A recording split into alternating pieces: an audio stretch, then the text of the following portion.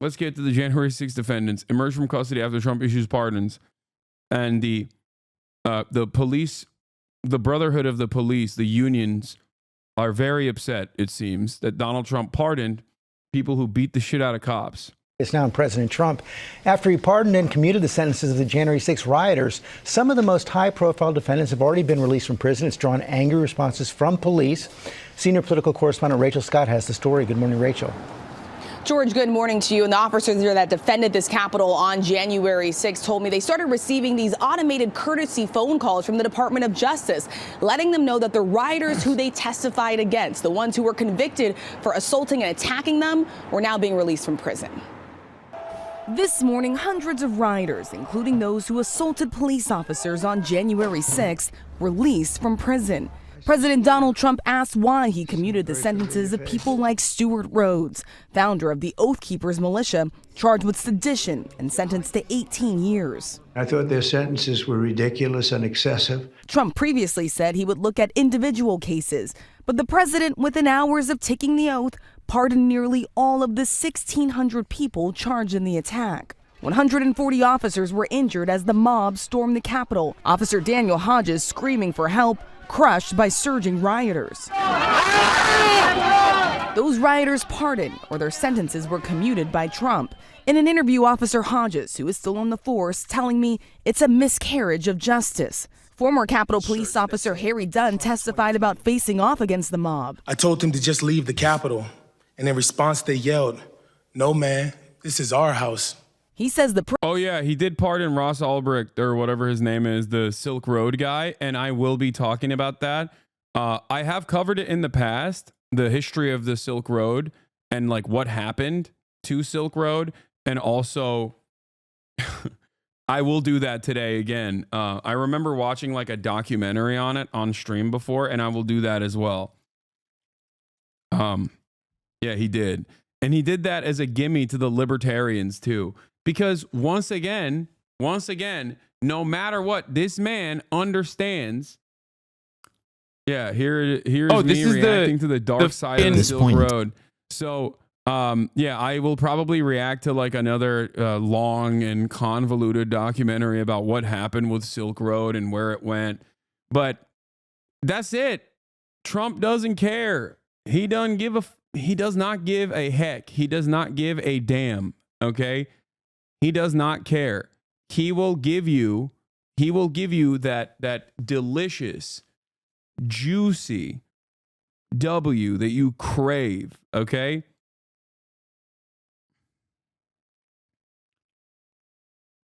Do you think Ross is as rich as Elon given his crypto wallets? I don't know. He does not care if his most loyal hogs actually beat up cops. He will unban them. If there is a vote to gain, or if there is some level of confidence that he can get from people, if there's some kind of confidence that he can get from a key constituency, no matter how small, he's gonna unban them. He's gonna unban those people. Okay, January 6th rioter already arrested on gun charges. That's amazing. My man said, Shawshank Redemption, put me back in, Chief. I don't know how to live. I don't know how to live any other way. Put me back in. The wonderful nature of the American criminal justice system. He said, put me back in, please.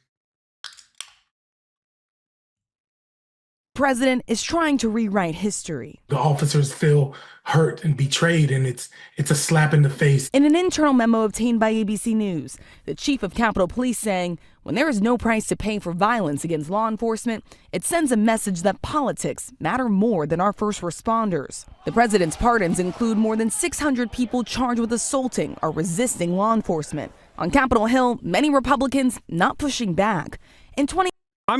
I think like the annoying part of all of this, to me at least, is that one, this is unpopular, but it still doesn't matter because like he's giving his most active base of support, his biggest sycophants, a major W. He's saying like, listen, you stood by me and I'm going to stand by you.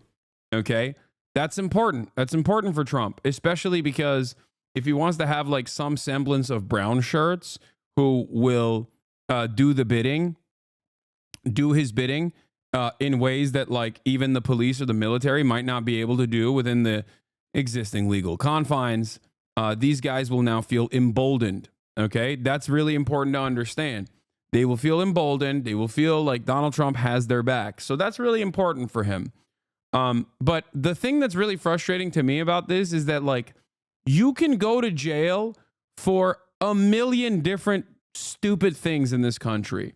Okay, if you go to jail, if you're poor, you have a very high likelihood of finding yourself within the throes of the criminal justice system. And unfortunately for many, the American criminal justice system is not exactly open-minded. They will cook you. They will ruin your life for the rest of your life. Okay? So that double standard here is probably frustrating for many Americans who are like, well, you know, my dad got a resisting arrest charge for speaking back to a police officer at a regular traffic stop, okay? And he had to spend time in prison for that. But these guys actually literally beat the shit out of cops in an insurrection. And now they're walking free and pardoned and have their records expunged. Like, that's crazy, right? My buddy spit on a cop and got 3 years. Yeah, that's considered assault on a peace officer. And straight up, judges will throw the book at you, okay? It's crazy. 2021, Texas Senator John Cornyn said those who planned and participated in the violence that day should be prosecuted to the fullest extent of the law. It's the president's prerogative. Are you comfortable with that, though? Does that send the right message from your party? That's not the question. The question is who has the authority, and the president has the authority. As I've said before, we're looking forward to the next 4 years, not the last 4. Others suggested the pardons went too far. I do not support the pardons if they were given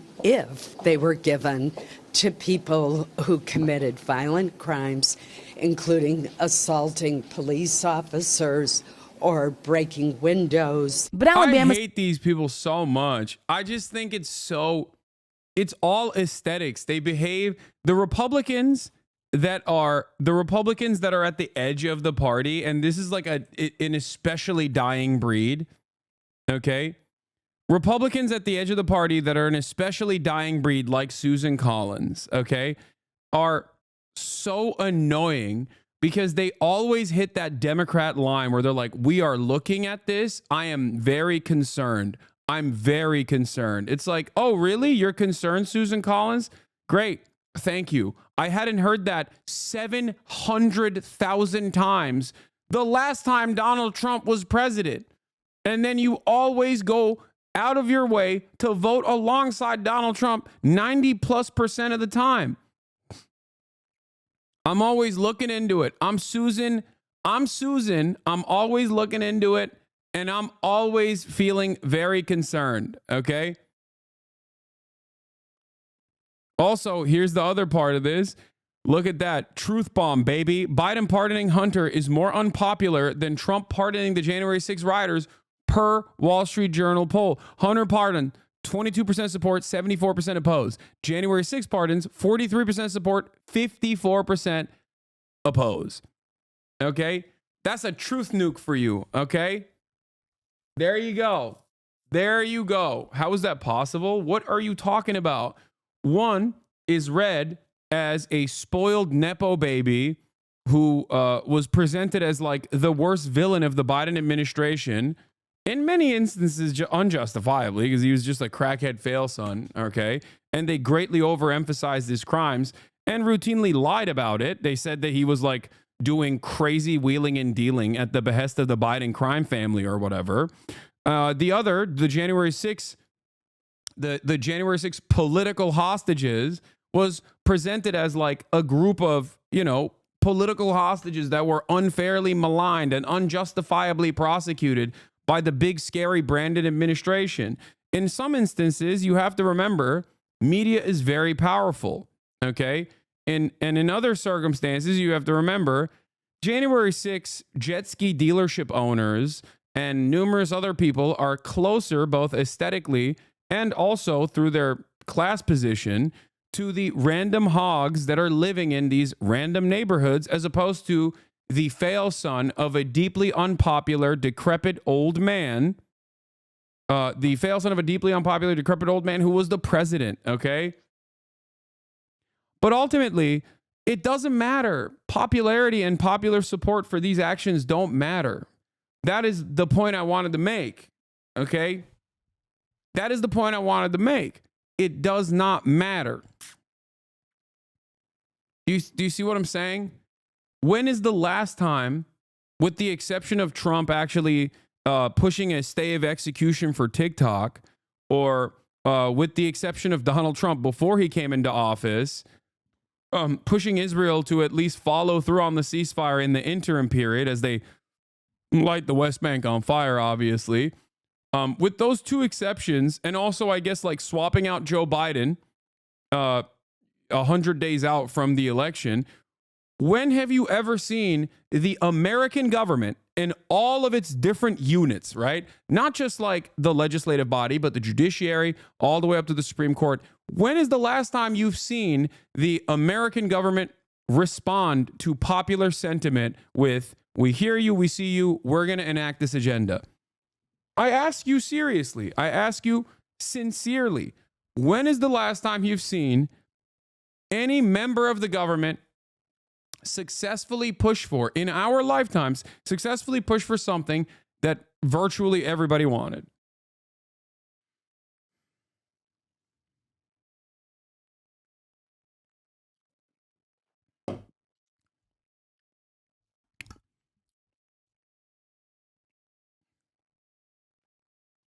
Minimum wage rage in like 2007.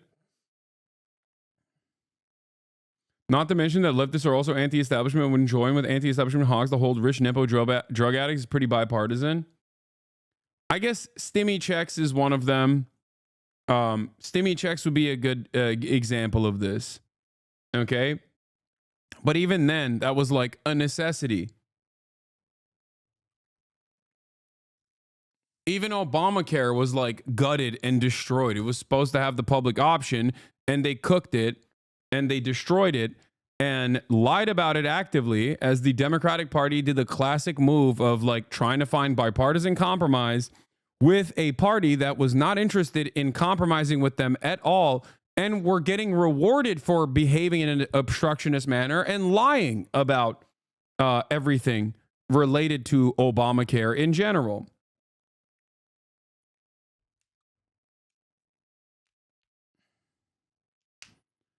But the stimmy checks was a necessity, you know? It was a necessity. So my point is, I guess you could also say same-sex marriage, maybe. Was that? I mean, I guess that's another one. Fair. That's a good one. Okay. That's another good one. So the point is that the American government does not necessarily care about popular sentiment. You know what I mean? They just don't care. They don't really care at all. And I don't think that gay marriage was at the time seen as like a bipartisan thing that the entirety of the country wanted. If we're being real, if we're being really real. People are saying cannabis, but that's another great example. Like, this is federal level decriminalization of marijuana has been like 90% popular in perpetuity. Okay. Universal background checks, 90% popularity in perpetuity. 75% of NRA card carrying members want universal background checks. That would be a federal piece of legislation. So like, even when you think about all of the most popular policies, it's always just like, it's always something that the government has to neuter effectively. Okay. But I can give you a million examples of the government, whether it be the Supreme Court or whether it be the legislative body, actively working against the overwhelming majority's wishes time and time again, whether it be enforcing a ceasefire in in Gaza by denying weapons transfers. Like, this was objectively a popular concept. Or even if the denying weapons transfers was not, even if that wasn't a popular part of this idea, okay, the ceasefire was a popular concept. And obviously the only way to do that would be by forcing Israel to, concede. And if they didn't, you just refuse to give them weapons. They didn't do that. Okay?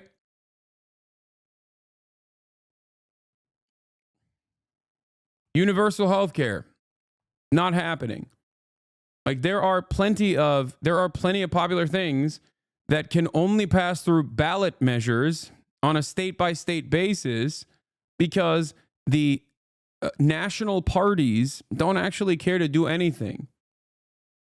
They don't actually care to enforce the popular agenda of the people.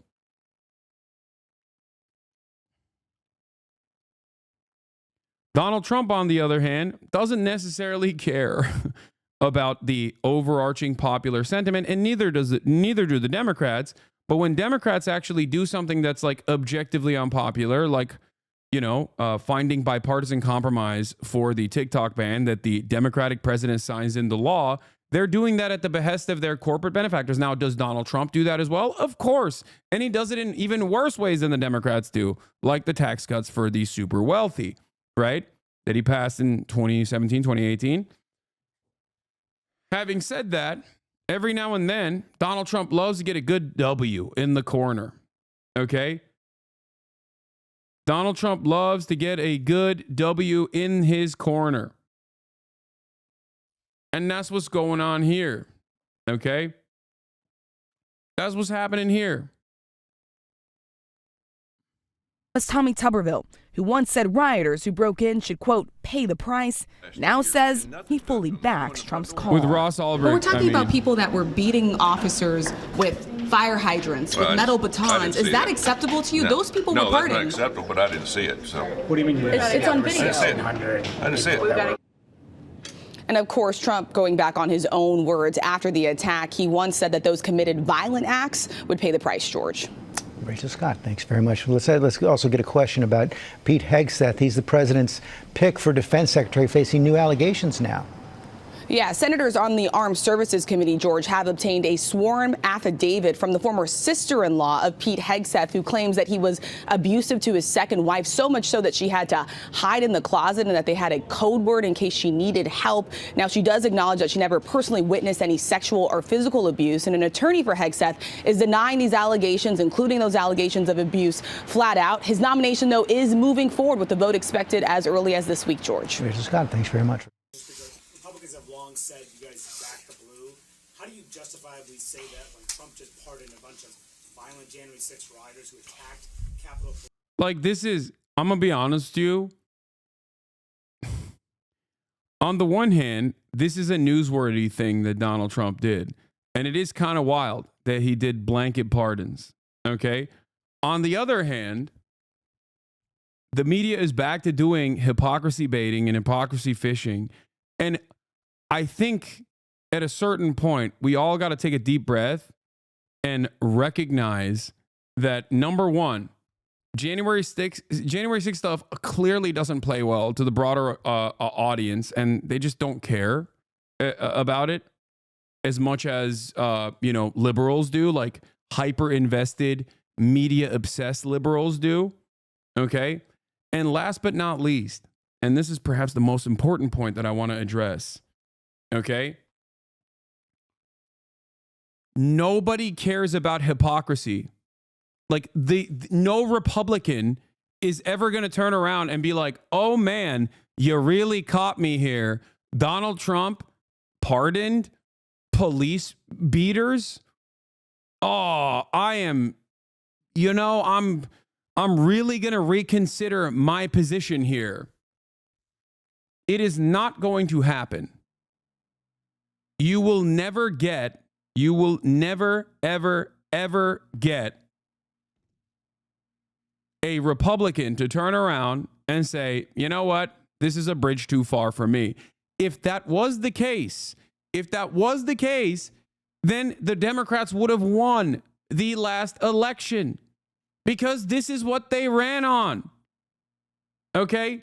This is what they ran on. They constantly ran on this, the January 6th stuff, over and over and over again. And I think it melted the minds of a lot of liberals who are basically just slammed to their televisions, like hyper focusing on what they see from the TV. And they just could not contend. Okay? They just could not comprehend the reality that, like, people outside of people that are, you know, watching MSNBC and CNN that are like perma stuck in that little media ecosystem, an increasingly smaller audience of people, mind you. Outside of that, no one really cared about it. Okay? Police beaters is far from the truth, but you know that? Are you telling me that on January 6th, there weren't people who actually, one, pepper sprayed cops, and two, beat the shit out of cops?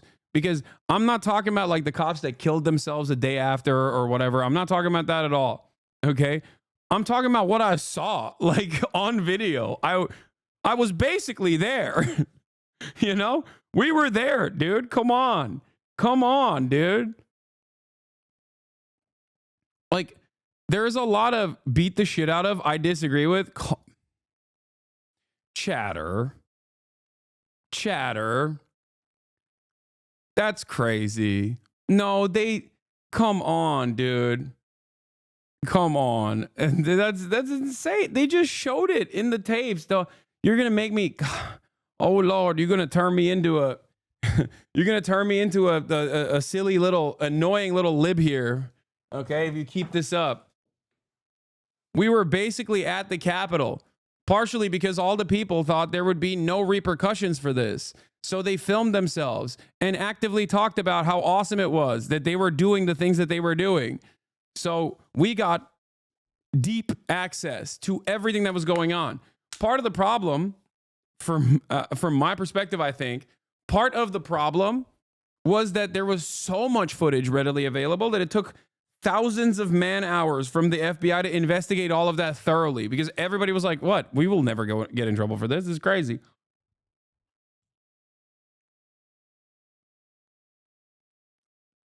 Why are you trying so hard to make the police as victims here? They are class traitors. Don't you know? Okay, shut up, Ismail. My point is, you can't even talk back to a cop in broad daylight in the normal world without possibly getting some criminal penalties for it. But you can apparently beat the shit out of a cop when you're storming the fucking Capitol, and it's fine. Trump will pardon you. Excuse me, I didn't know it was like that. Bro, in the United States of America, you can't even protest Israel. Okay? You get 3,100 students were arrested for protesting against Israel's apartheid and genocide in this country under the Democratic leadership. Thousands more are permanently in jail for their participation in the Black Lives Matter protests. Thousands of people. Okay? 1,000 plus people that were arrested, prosecuted, and went to jail for their participation in an insurrection where they did beat the shit out of cops, even though the cops were seemingly pretty much on their side, okay? And guess what? It's fine. You can do all of that. They were tactical love taps, bro. Chill. They were hitting the cops with respect and patriotism as they calmly enter the premises. Stop your revisionism. Yeah. That's crazy, man.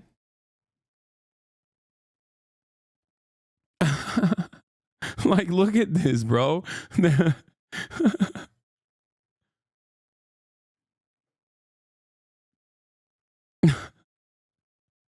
Like, that's crazy. That's crazy. I guess he just slipped and fell, dude, and nothing else, you know? And if those rioters come to the Capitol, will you welcome them back here? So look, everybody can describe this however they want. The president has the pardon and commutation authority. It's his decision, and I think what was made clear all along is that peaceful protests and people who engage in that should never be punished. There was a weaponization of the Justice Department. There was a weaponization of the events. The following, the prosecutions that happened after January 6th.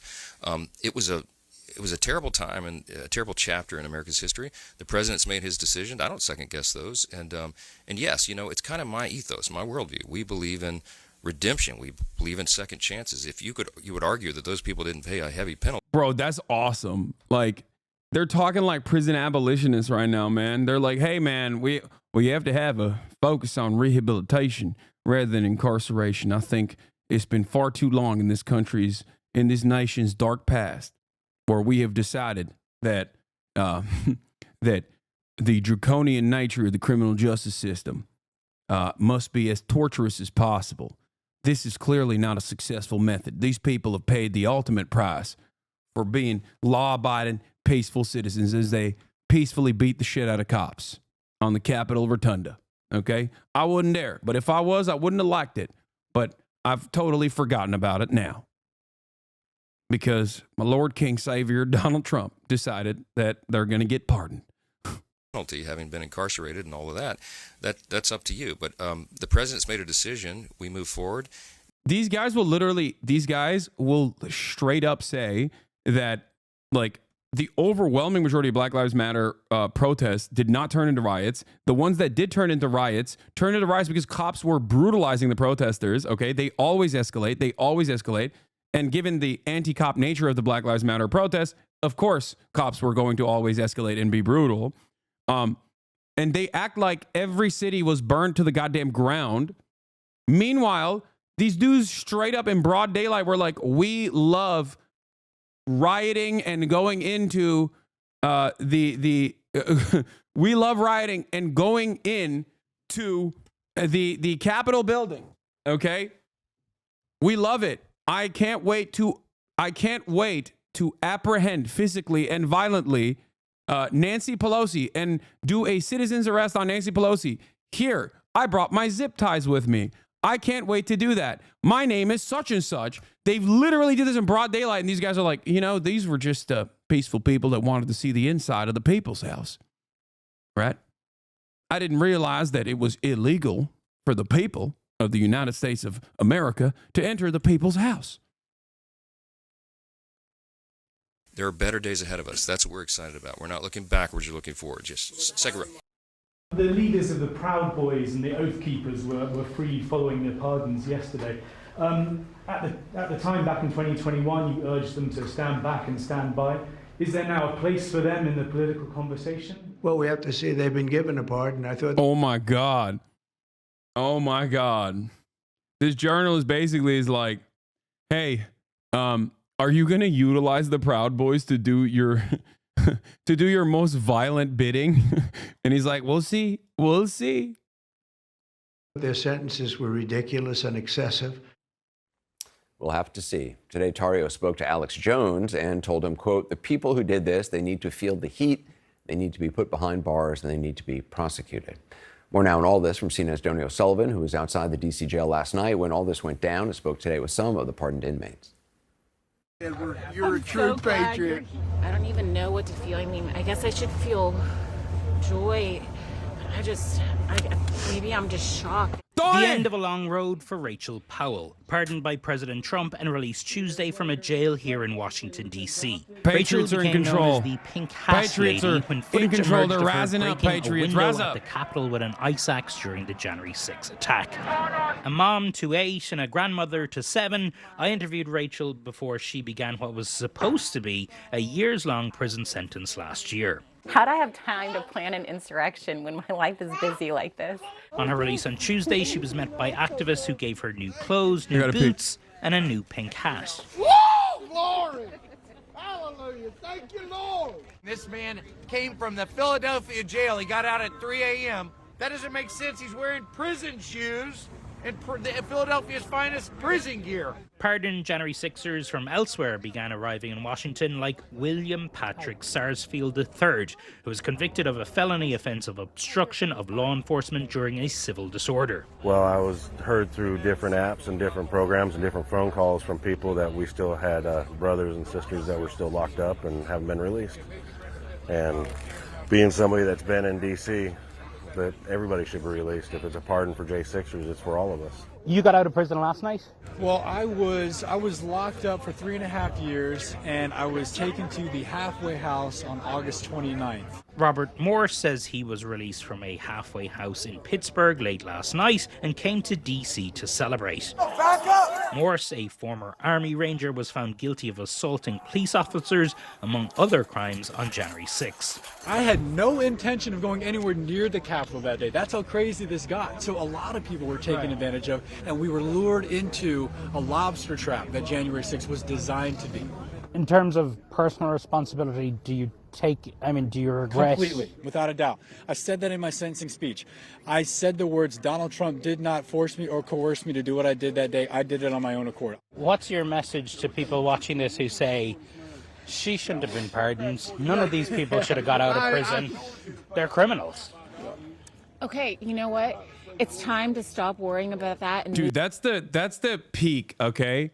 That's the most awesome way to be, to just be like, you don't understand, okay? No matter what, I will go to jail on my own. Please do not harm my president, who said I was bad right after it became politically unpopular.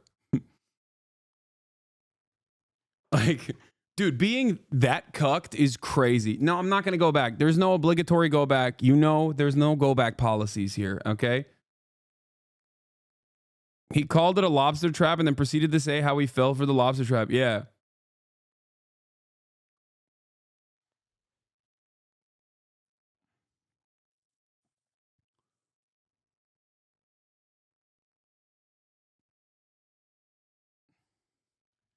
Attacking the seat. Yeah. Here's the latest standing. Attacking the seat of the U.S. government, beating the shit out of cops, saying you're going to arrest and possibly hang the Republican vice president of the party that you are a supporter of is peaceful. 18-year-olds camping and playing guitar on their own university campus. Worse terror attack than 9/11. They're all Hamas. They're all actually being brainwashed by the Iranian mullahs. Okay, the Ayatollah is basically on college campuses, and we have to bring in the terror squad.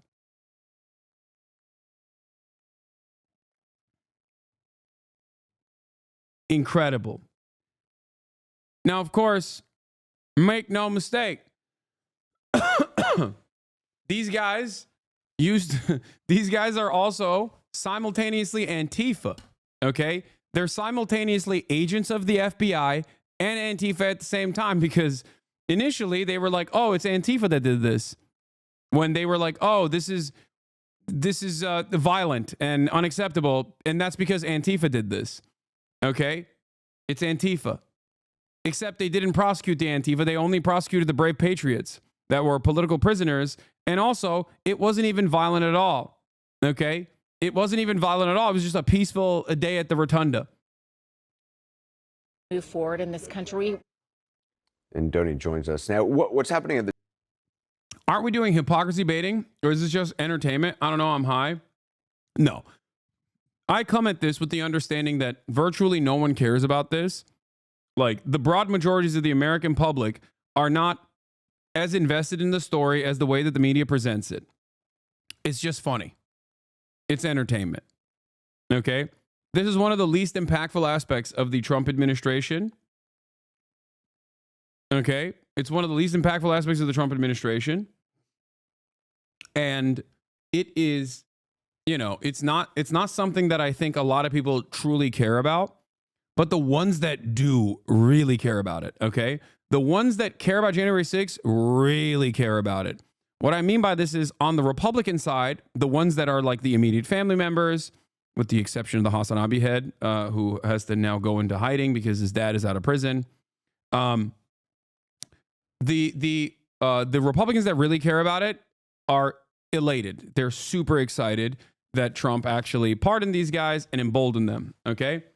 On the liberal side, the ones who care about it really care about it as well.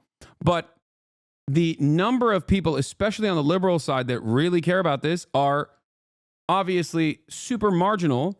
And even if they say, even if they respond to a poll and they say like, oh, I think this is like really disrespectful or whatever, it ultimately does not matter because the American government, you know, Democratic control, Republican control, doesn't really matter. The American government doesn't really do things that people have a lot of negative feelings about anyway, or a lot of positive feelings about anyway. Like the American government doesn't really abide by the democratic wishes of the broad majorities of the public, right? The jail tonight, what are you seeing? Hey, Anderson, yeah, just in the past few minutes, 3 more January 6ers were just released. I think it's pretty impactful to essentially give Americans immunity for any crimes in the name of the president, right? No, that will have really important implications down the line, for sure. I think that especially when you factor in like organized militias that have only grown in size and influence in the time frame that these guys went to jail, it definitely is a terrifying precedent later down the line. But that's usually not what people are talking about in this situation. Most people are just looking at this and talking about how hypocritical it is that Trump is doing this, myself included. But make no mistake, I'm just, you know, I'm talking about it from the aspect of like entertainment and hogwatch, and the hypocrisy baiting is not like the major point that I'm trying to address here at all. From the DC jail here, you can see they're giving interviews to local media and international. Yeah. I also want to once again address the broader point here, which is that you cannot try to catch Republicans in hypocrisy. It didn't work the last election cycle, and it didn't work the election cycle in the past as well. Like when Trump was president, this is all liberals did, okay? This is all the hashtag resistance liberalism was about. Oh, now we think it's okay when Trump does it. It's like, yeah, no, they just genuinely don't care, and they genuinely do think it's okay when Trump does it, and they will act like they care when the Democrats actually do something that comes across as hypocritical. It's the strategy. It's the game plan. If anything, I think liberals should learn from that. This is something that I have advocated for quite a bit. Most famously on the Pod Save America interview that I had that went viral in a lot of liberal circles, where I said, I want the Democrats to fight. I want a competent Democratic Party that is willing to fight, okay? Willing to fight for good things, willing to fight for the common good, even if it doesn't come across as inherently popular or immediately popular. And I want them to expend social and political capital on things that actually do materially improve people's lives, okay? I want them to do that in the same way that Trump does, right? Because Trump does that. This is one of the things that I wouldn't say necessarily admire about Donald Trump, but this is one of the things that I think Donald Trump does very well. If there is something that he can get an easy W off of, okay? If there's something that will return, like if there are a group of people out there that are genuinely passionate about a particular issue, even if it's like, you know, kind of unpopular or whatever in the eyes of the broad majority, like these are low-hanging fruit things for him. He just will go and you know, he'll secure those votes. This is one of those instances. He also has obviously a tendency to be very telegenic and knows how to draw in a crowd and make people pay attention to him. And he did precisely that with his executive order signatures that he conducted on his first day, right? On the day of the inauguration. Like he knows how to keep people He knows how to keep people paying attention to what he's doing and present it as a positive. It's one of the, I would say, worst aspects of the Joe Biden administration was the fact that it was led by a guy who was a crippled old man who genuinely couldn't do that. He could not even actively communicate some of the good things that they were doing, albeit marginal, but they still could have done a better job of conveying that message to the public, to be like, see, these are the things that we're doing. Donald Trump is a great marketer. Problem is, the things he's marketing are usually very bad, right?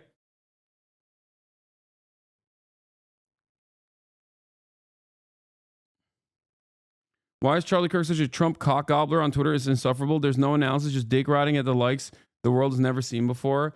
I mean, come on, dude. Let him do his victory dances, you know? They won, and he played a big role in it, you know? This guy actively was door knocking in Arizona. He is in Trump's orbit. That's his job. His job is to gobble Trump's penis.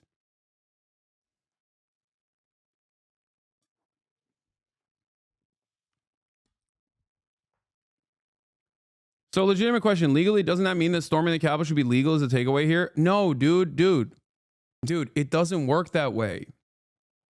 That is actually what I was trying to explain with the hypocrisy here, which is that both the hypocrisy baiting from liberals don't work, and that Donald Trump actually making it functionally legal to storm the Capitol, that doesn't apply to you, okay? If you tried to do that, you would get killed. Do you understand? If you try to do that, you get killed. When Republicans tried to do that, they basically walked in, cops basically led them in, and got their ass beat in the process, and then Trump came back and pardoned all of them. But that doesn't extend to you, is my point. This is why whenever liberals talk about like, oh, if we violate these norms, then the Republicans will violate it down the line, my response always has been, hello, they already do violate all the norms. What are you talking about? The only precedent that this is setting is that as long as you do it at the behest of Trump, you'll be protected from legal scrutiny. That's it. It doesn't work for you. It doesn't work in the opposite direction. Okay?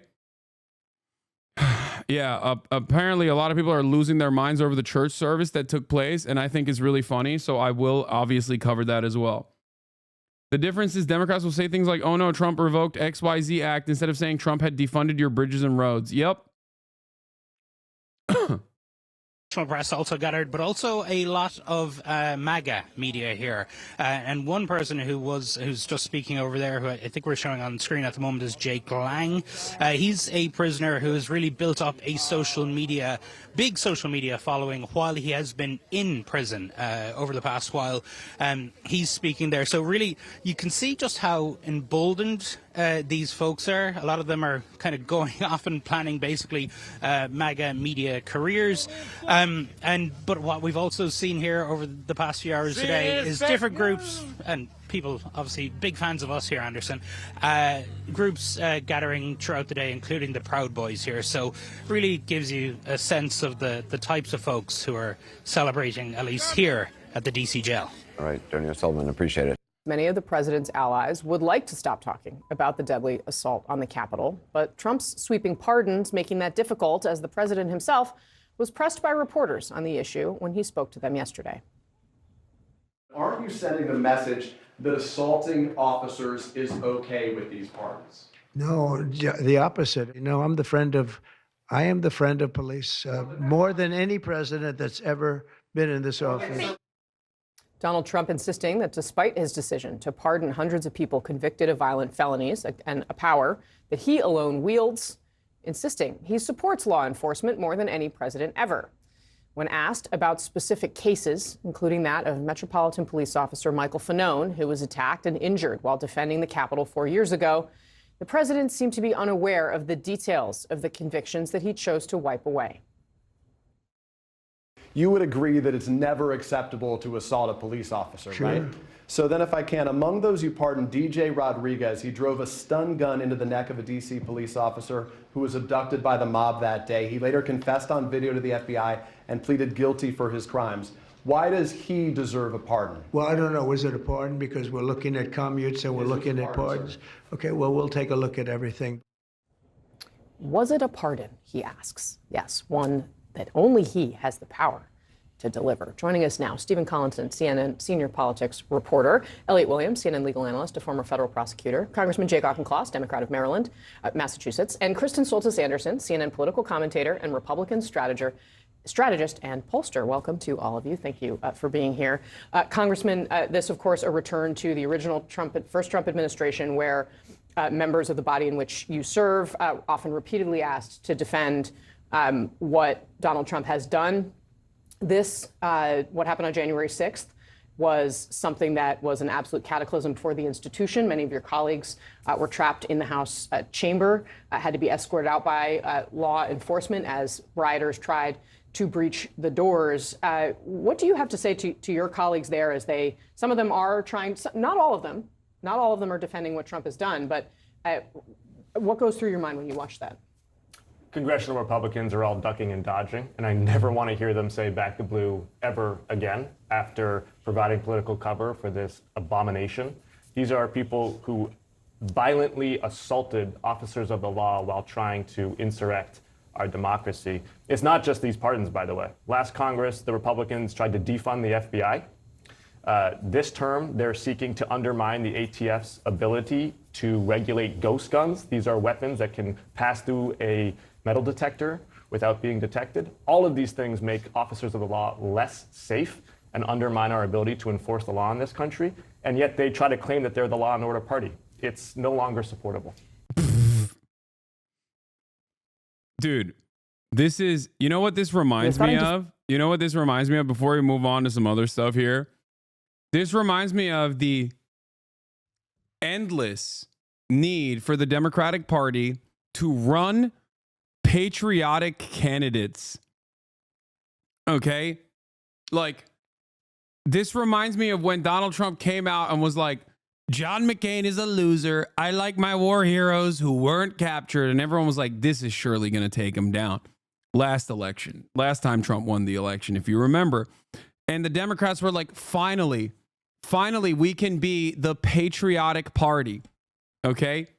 Finally, let's keep running the most boring, annoying, technocratic, smarmy veterans and try to maintain this position that in the South, we are the actual party that cares about patriotism. Look at all our veterans that we're posting. Look at all our veterans that we're putting forward. Not realizing that no one cares. Okay? No one cares. And this is what this is what the Democrats have always done. They've always done this. And now they think they're going to be like, well, it's obvious that the Republicans are not the law and order party. It's like, dude, what are you talking about? They don't care, man. I don't know how to describe this to you. You cannot outflank the Republicans on patriotism. They own it, okay? It's not in the United States of America. The collective consciousness surrounding patriotism is not what you think it is, okay? It's not what you think it is. Patriotism in America is not represented by, actually respecting the veterans and showing reverence or whatever. It's actually about how racist you can be about Muslim people or whoever America's enemies are at that time. Okay? It is completely and entirely dominated by the right wing. They control that narrative. They control the standards of patriotism. If you think that you have any say in reframing patriotism from a liberal perspective, you are delusional. Okay? It's almost as delusional as thinking that people care about the civility and the optics of it all. No one cares. It's almost as delusional as thinking that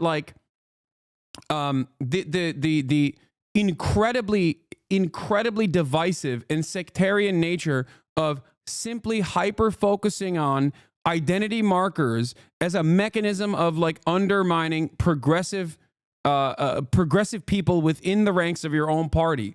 Just a major own. No one cares. Okay? Republicans do it all the time too. No one actually cares. Like the cancel culture stuff is just so stupid. Hyper focusing on that and thinking that this is a reasonable way to do politics is so bad. It just makes you look like a freaking HR manager, okay? It's so dumb. Just do things that help people. Please, for the love of Christ, do things that help people. And actively talk about how you're doing those things and market them. But it seems like the Democratic Party has decided, no, we're just going to be the gay, smarmy version of the Republicans. Okay? That's it.